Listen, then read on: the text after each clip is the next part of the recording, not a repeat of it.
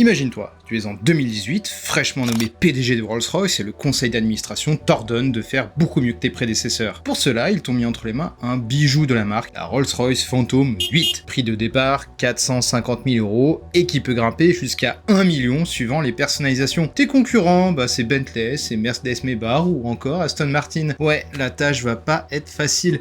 Pour y arriver, tu as plusieurs moyens d'action comme publicité. Sauf que la publicité, c'est...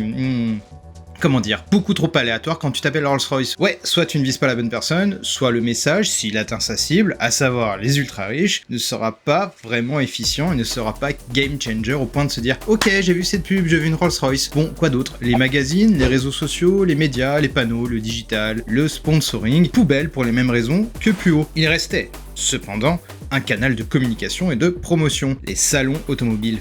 Ouais, autant cibler ceux qui conduisent directement. Sauf que voilà, quand tu t'appelles Rolls-Royce, tu partages ton espace avec les ploucs, les gueux, les sans-dents. De Toyota à Dacia, tu te retrouves chaque jour face à 80 000 zinzolins qui n'ont pour la plupart jamais vu de Rolls-Royce de leur vie et qui ne la projettent même pas dans leur garage de Bar-le-Duc. Pire, même pas 0,01% de ces visiteurs deviendront de potentiels clients. Donc, salon auto, c'est giga poubelle aussi, parce que giga perte de temps et d'argent. Donc là, qu'est-ce qu'on fait? Rolls-Royce se dit qu'il faut faire encore plus de salons, oui mais cette fois, pas des salons auto, des salons de luxe comme le salon nautique de Monaco ou celui de l'aviation privée de Genève. Ah bah oui, c'est déjà autre chose. Et on oublie que parfois, la clientèle de Rolls-Royce, c'est pas des monsieur tout le monde qui achètent leur voiture à grands coups de crédit CTLM. Ce sont des ultra riches, on le rappelle, hein. Et comment tu convaincs un ultra riche de s'offrir une Rolls-Royce? Tu le fais relativiser dans un premier temps, et voilà, t'as ta solution, sous ton nez depuis le début, c'est ta clientèle. Et pour t'aider à y voir plus clair dans leur stratégie, je vais te donner une fourchette de prix sur les engins que tu peux trouver à ces salons de luxe alternatifs. Donc, pour le prix moyen d'un yacht de luxe de taille moyenne, on est entre 5 et 10 millions d'euros. Pour un jet privé d'entrée de gamme, on est entre 3 et 6 millions d'euros. Et pour un jet privé haut de gamme, là, c'est de 20 à 70